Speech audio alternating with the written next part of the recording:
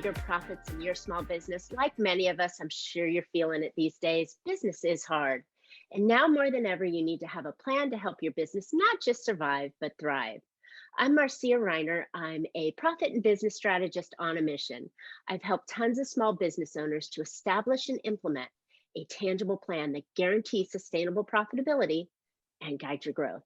I'm going to share some strategies that I've earned and learned with you on today's Profit with a Plan podcast. So I'm really excited today to have my guest Monique on with me. Monique Idemudia, I think I'm pronouncing it well, is the founder of Dragon Digital Marketing. It's a digital marketing agency for small businesses based out in St. Petersburg, Florida. But what's really important about her is she's really passionate about educating and inspiring small business owners to build an online presence and to grow their business with the power of great digital marketing. She's an execution driven consultant, just like us, right? That just does not just talk, but does the walk. So Monique is super in tune with getting to understand your buyer's persona. And I think that's the foundational piece that most people miss when they're doing their marketing. So I'm super happy to have Monique on with us today. Welcome to Profit with a Plan podcast, Monique. Hi, thanks for having me, Marcia. I'm so excited to be here. Me too. So, okay, I told you I wouldn't talk about this, but when we got on the phone, I was bitching and complaining about an experience that I just had. A couple of girlfriends and I are getting ready. We're going to take this wonderful kind of girls' week at the beach, kind of don't tell anything, get real wild, and that kind of stuff. And the travel agent was just before this call was highlighting the place that she was recommending to us, and she was talking about a couple's sandals, a couple's resort, and they had couple pictures and romantic this and all the lovey-dovey stuff. She didn't even hear what we wanted and was sending us down a rabbit hole. So what's the biggest trick to help avoid that kind of situation?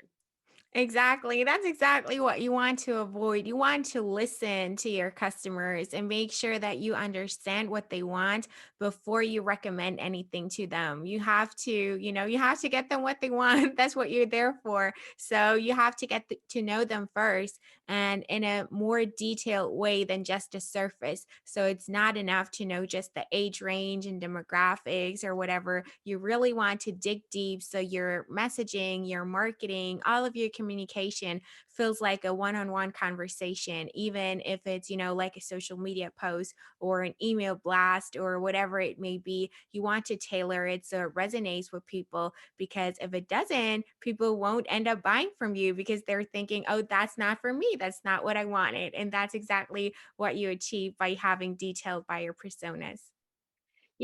That's perfect. And had she had, I mean, I thought we communicated this to her very well. So maybe she wasn't listening. I'll throw her that bone.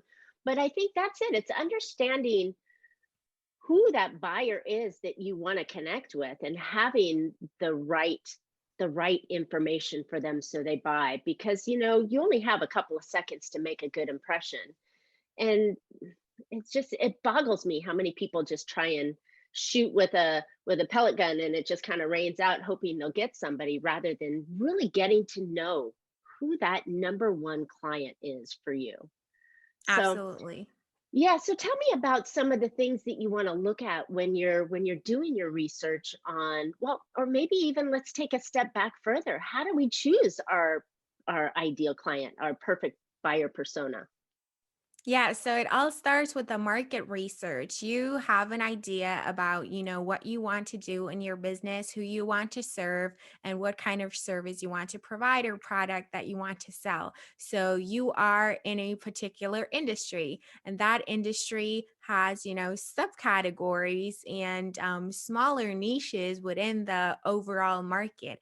And you want to position yourself in one of those niches. So your position can't be very broad because you're just not going to be able to be heard through the noise with everything that's going on nowadays. There's so much competition. There's the big companies out there with their million and billion-dollar marketing budgets. So you have to pick a niche and be super, super specific. And then within that niche, you'll find a specific type of person, a specific persona, how we call it, that you want to market to. And that's just a group of people. Those are your ideal clients, your ideal customers who you want to market to. And they have a lot of different points in common that connect them, and you want to identify them. And the first thing that you do when you do your buyer persona research is you ask questions and you listen. You actually listen what your ideal customers want and you listen to understand. A lot of people, active listening is really about understanding the other person and not just listening to reply.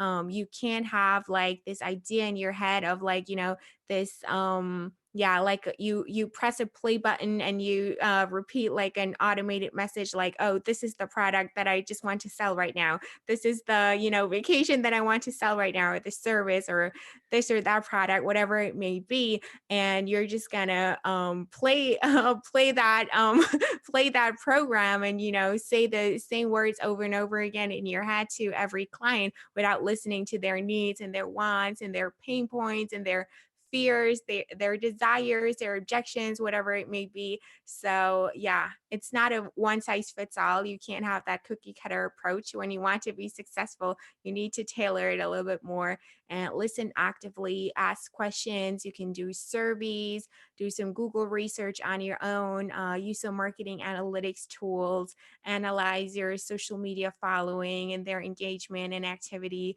And that's how you gather all of that information about what the people who come to you actually want and need. Wow, that was a pretty long list of things that we need to do to find out. But I guess the trick to get started is really, find out who you want to work with, right? The worst thing to do is have a bunch of clients that you hate, right? So find out who you want to work with. But I think that when we look at our business, people tend to be afraid to niche down because they're afraid of losing opportunities for other things, or I sell more than one solution. How do you justify and convince them that that one particular niche is the right thing? Yes, that's a natural feeling. I can totally relate to that. I think it's completely normal. We want to serve the maximum amount of people out there with our business and make the most amount of money to be successful, to grow and scale, and, just impact more people's life and help more people out ultimately. The thing is that it's such a crowded place out there nowadays. We have the internet, the digital world. You're competing with people from across the globe, people in other countries, other continents. It's just so much going on out there. And if you're not niching it down and you're talking to too many people, you're essentially trying to talk to everybody. What happens is that you end up talking to nobody because it's not specific enough. If you just have those, general phrases and messages going on that are just not really personal and not really getting people and touching people and get them to pay attention, because people are bombarded with marketing messages 24/7. They're all over the place. So the way that you stand out is by really making it super personalized and super targeted, so it doesn't even feel like a marketing message anymore. It really feels like a conversation with like a friend or a family member that really knows you, because they tailor their messaging to you, right? If you get a message from a friend, you wouldn't even like waste a second thinking like, oh, have they sent that same message to like 500 other people right Right, now? No, they've right. sent it just to you because they have that context of your past interactions that you've had together, past experiences that you've shared, activities that you've done. They have all of that context, and you want to achieve the very same thing in your business to make it as personal and as human as you possibly can. And that's why you gather all of that information. I love it. I love it. So when gathering that information, so say I've narrowed it down, and so we narrow it down to that one person. And then when we start to gather, you gave us a pretty long list of things that you can do, the market research and the analytics and so on. But where does someone begin? Do they start with a list of who that person is and the qualities of them? Or maybe do you start with their problems? Yes, you definitely start out with the problem that your business wants to solve. What challenges are you helping to overcome your customers? And then you start with your existing customers because you want to make it as realistic as you possibly can.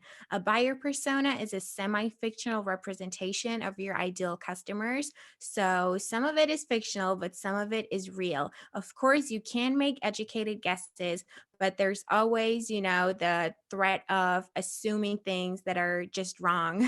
You just Mm, think some things are like that, but in reality, they're not. And people think completely differently. They have completely, different frustrations, or they just have different priorities or things that you, wouldn't think about. So it's best to ask your existing customers and just, call them up and yeah, just like a normal person who cares and who wants to get an update, who wants to get some feedback. Typically, people are flattered if you ask them for their opinion and, their opinion matters to you. If you want to optimize your product or service and you're asking them what they can improve and how happy they are, not being salesy at all, not being pushy at all, really just asking them for your opinion with no other, thought in your head and no hidden agenda, and you'll be surprised that you get a lot of positive responses back from a lot of people.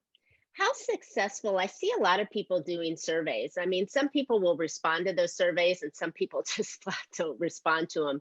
Do you recommend a survey, or do you recommend maybe picking up the phone and going old fashioned and saying, hey, here's some questions that I'd like to ask you. Can you share 5 minutes of your time?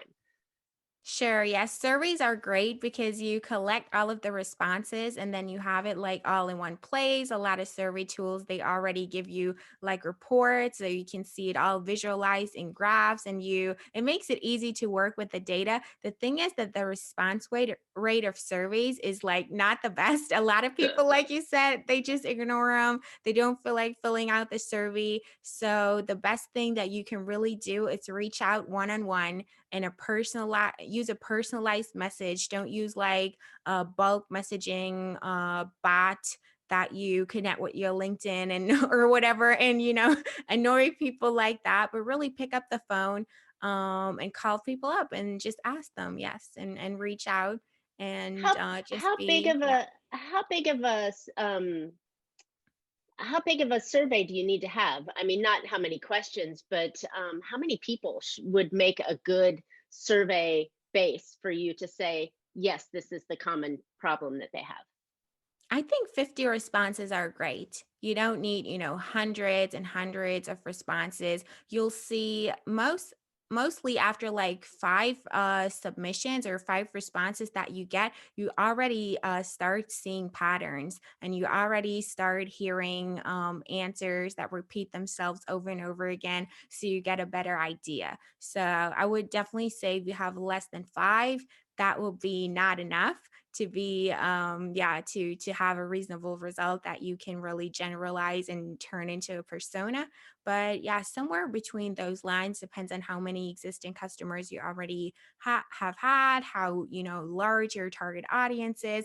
If it's just like 10,000 people and your niche is super super small, it's different from if you have like 4 million people in your target audience that have that issue that you aspire to solve. So it depends from case to case, but I think that's like a good guideline, something between 5 and 50. Is there any kind of services that you can do research on to find that information out? So if you don't have time, or maybe you don't have the audience to call and get that information, is there any kind of service that would have kind of general guidelines? Let's just say small business owners have these 5 common problems, or these are the concerns they're worrying about. How, is that possible?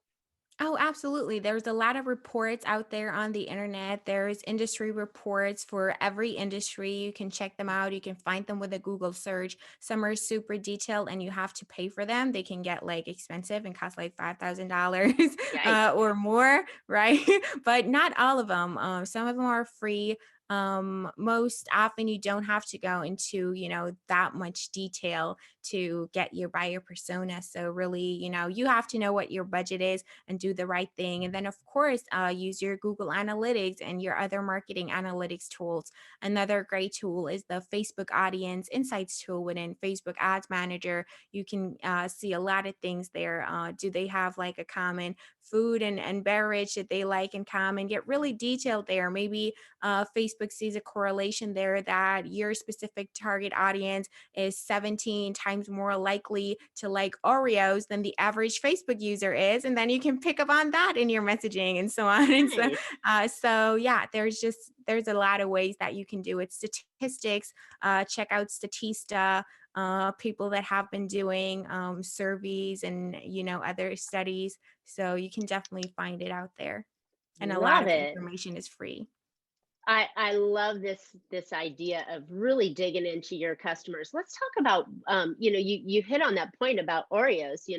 What is your client interested in that is not necessarily business related? Because you can tap into that, right, for your messaging that would maybe attract them. So if they do like Oreos over chocolate chip, or they like, Reese's versus Snickers or whatever, we're just talking Yes. candy or something, but you can attract them or catch them with a hook like that, right? Absolutely. Yes, that's so crucial because no matter whether you're in B2B or B2C, everybody is in P2P, people to people, Oh, right? I love that. People, yeah, people buy from people and we deal with people, we communicate with people.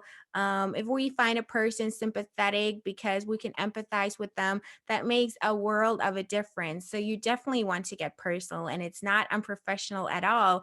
The opposite is true. It just helps you to connect better. And you really want to dive super deep into their culture, what foods they like, what's their lifestyle, what's their demeanor. Do they have some common identifiers? Where do they like to shop? Their favorite clothes, like everything. If you're, working with businesses, what's the report line? Who's in the buying center? Who's actually going to use your product? Is it a different person than the decision maker who Mm. actually makes a decision? Who is responsible for the budget? So do you have to get buy-in from different people and look at the dynamic and the company there? What tools that do they use to communicate? Some people prefer email over phone, some people prefer chat, some people prefer whatever it may be. So look at those things. Look at what social media platforms they use, and where they're on and what purpose they're on those social media platforms for. That's super important because maybe a large portion of your target audience might be on Twitter, but all they're interested in is getting the latest news, and they're just not ready and in the right mindset to receive business information from you. Mm. So you still might want to contact them on LinkedIn or on a different network where the expectation and the mindset is right. So really, really go into deep detail there. And if it's a company, look up the company mission and vision and what they want to achieve and all of that, and really look at the aspirations, the daily frustrations. Do you know that there's two common pieces of software that most people in that industry that you serve work with, and they're not well integrated together, and it's like a common frustration that you can pick up on? There's so many things that you can pick up and think of, and that's just going to take you to the next level if you incorporate all of those things in your buyer persona. Wow. So you really have to be a detective, right? I mean, there's this could be overwhelming for the small business owner to really be able to do that kind of detailed research. How else can they do that? Is there any kind of well, obviously that's something that you specialize, but is there some sort of tool or trick or idea that they can do to make that a little less scary or maybe overwhelming? Yeah, it's a bunch of tools, definitely. So it can start with your website analytics. It can start with your social media following, analyzing that, clicking on all of those people's profiles and actually checking out, well, who are they? What other pages do they like? What are their interests? And so on and so forth. And just Gotcha. gathering the information, and you look out for common patterns and similarities that you see.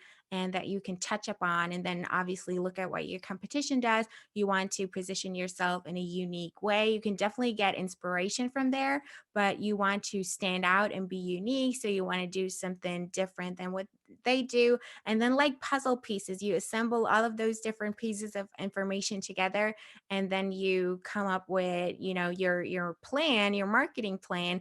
And then it's just clear, everything falls into place because you have all of this information in front of you.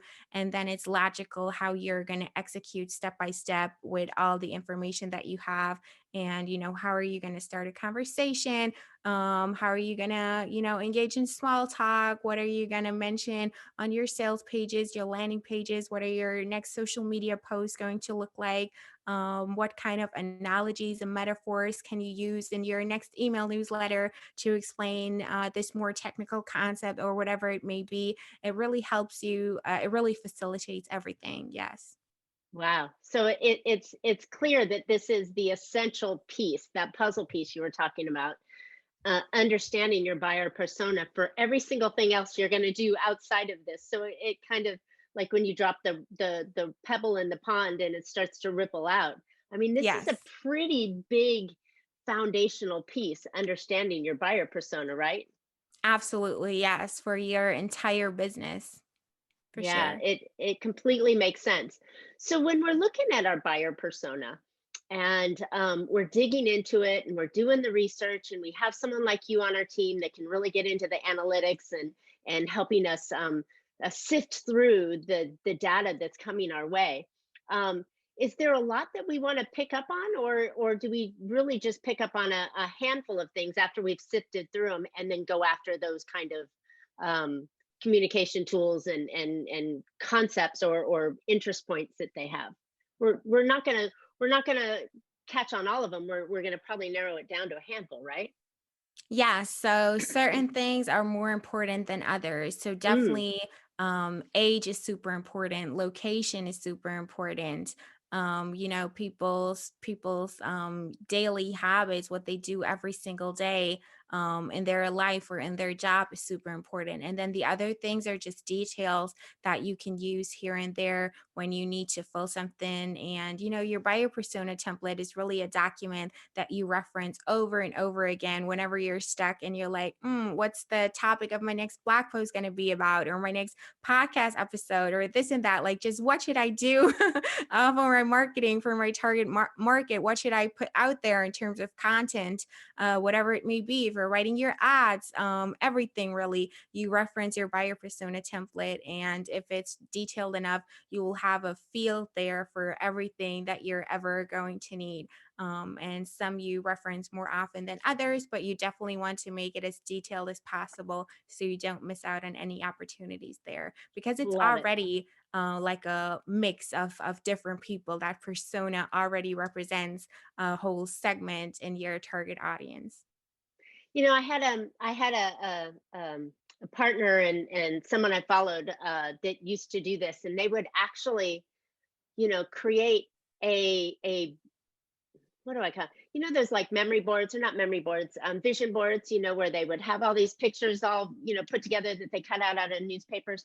Well, they would do that in sort of what their buyer persona was. So they'd have one picture of the person, say it's Bob, and Bob, it looks like this generally, and all the details about Bob out there. And then they would like put it up on the wall. And so it was always in this visual place that they would work on. But I like that you're referring back to it, because it's such a monumental piece of that puzzle, that you've got to have that in just front and center, that you can refer back to it. I also had someone that said, well, what would Jane do? Who's Jane? Well, Jane's our ideal customer. So they knew him, like they knew the person like that. And I just love it. It made it so connective to it. But it seems a little overwhelming when you get into all the details, though. So I'm looking for maybe an easy way to kind of put it in together and make it simple for our listeners so they can get started on it and get moving. What are some of the easy peasy tips that we can do? Yeah, so you do it step by step. You definitely don't come up with your buyer persona overnight. So you gather data over time. One of the most common mistakes that I see when people create their buyer personas is they either make them too real or too fictional. Too real Oh, meaning you take one customer as an example and then you put all of the information of that one customer into your buyer persona, and it basically becomes a description of just that one person. But obviously not everybody's exactly like just that one person, or too fictional, meaning they're just assuming everything and guessing everything, right. thinking that they already know it without asking actual questions. And you just start with the information that you actually have. And a great tip is to put a face to the name, give your persona a name, personify them. That's what personas are for. Have like a little avatar or a stock photo of how that person looks like. That helps you a lot and, just humanizes your customers. We see so many data and numbers of likes and followers, unsubscribes, comments, page visits, whatsoever. It's all numbers, but behind all of those numbers are human beings. They're real people. So yeah, give them a name, give them a face, and start step by step with what you already know, and then yeah, work your way to the nitty gritty I over love time. it. I love it. That makes it tolerable and bite-sized to just come in and get started on it. Have a handful of characteristics that you could do, and then, you can always test, and ask your clients, does is this something that's important to you? And they can tell you yes or no, and then you can keep building on it from there. So I like that. It Exactly. makes it a lot easier to figure out. Okay, so buyer persona, does it matter, one more thing, does it matter whether it's male or female, or you also mentioned age? You said that that's really important to understand. Yes, definitely. So that's what you want to research. Is your target audience predominantly male or predominantly female? And that's what's going to determine if your persona is going to be a woman or a man. You have to find that out. And it depends whether it matters or not. For example, you could just have one persona for your entire business.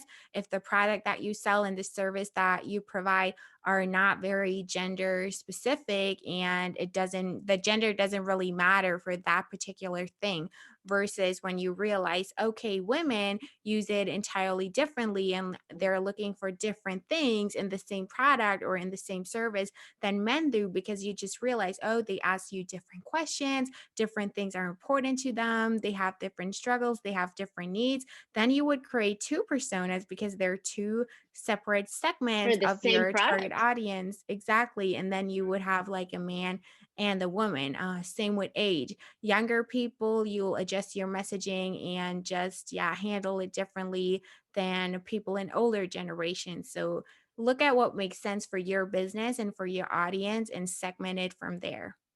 Awesome, awesome.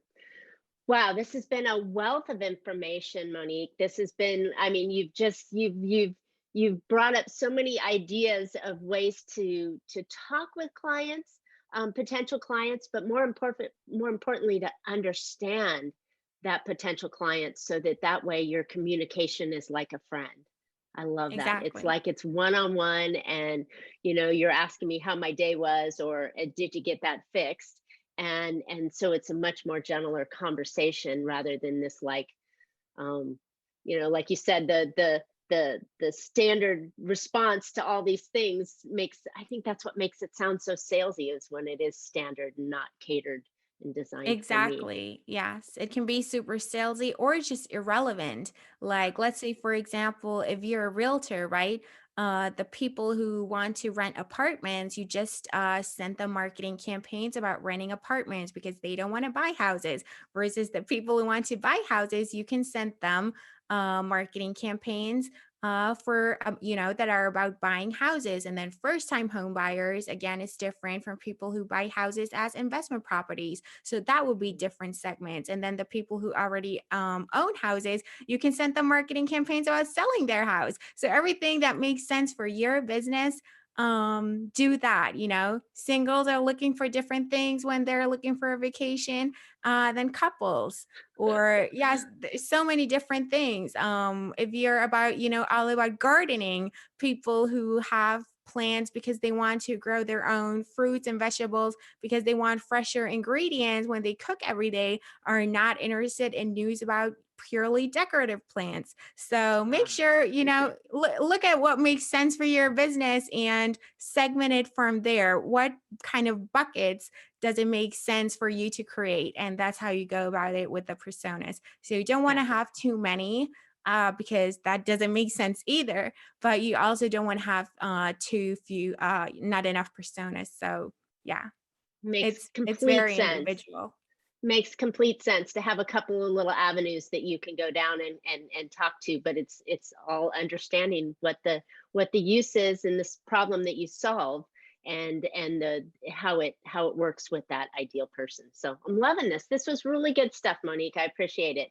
So where can listeners find out more about you and maybe get some help in detailing that buyer persona down?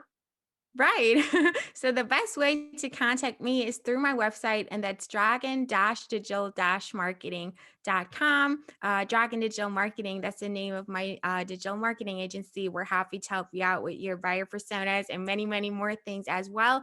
And I have a free buyer persona template that you can download. It's a template, so you just have it all ready in one handy document. There is a lot of fields and questions that you have in there that you can ask yourself and your ideal clients, and you're not starting from scratch when you're overwhelmed. Oh my gosh, what should I start with? What should I Blank incorporate? page, right? So that has everything in there. It's a really comprehensive template, and it's free, obviously. So you can grab it and download it for free on the website as well. And again, that's dragon-digital-marketing.com. Love it. And by the way, tell us now why, I saved it for the end because I think you have a really cool thing about you. So, dragon, there's a reason that you have dragon in your business name, right? Yes, I love dragons. I'm obsessed with them. I think they're so cute. I have a bearded dragon as a pet myself, and that's like the whole theme of the business, the dragon theme. So, yes, that's why I Oh, have it in my business name as well. thanks for sharing that. So that would be a typical understanding of what who your ideal client is, to know what kind of animals they like, right? And so Yes, if for I was example. sending you kitty and puppy pictures and you're going boring, but if I sent you a dragon picture, you would go, "Oh my God, she knew I like dragons." So Exactly. Yes. I love it. I love it. It's the little detail that makes the whole thing work out. So I'm so happy to have met you and to learn about your business and helping us learn about our how we can make our business improve with understanding that buyer persona. It's my pleasure. Yeah. So, listeners, I hope you got an idea today, or two, to put into your business that will help you become more profitable. So, considering what has happened over the past year, now more than ever, it is even more important to create your own profit plan so that you'll have a thriving business. I've as well put together 6 easy action tips that you can put into your business immediately that will make some impact. So you can go pick those up at failproofbiz, that's biz.com. And that's a quick action tips that you can put into work today. So, Monique and I would love to hear your questions or ideas or feedback on today's podcast. So if you wouldn't mind giving us a comment, and obviously subscribe because you want to hear some more ideas coming up. And you can always catch Profit with a Plan on any of your favorite podcast players. And we're looking forward to more great profitable information on next week's show. So until then, make your plans and profit with them. Thanks again, Monique.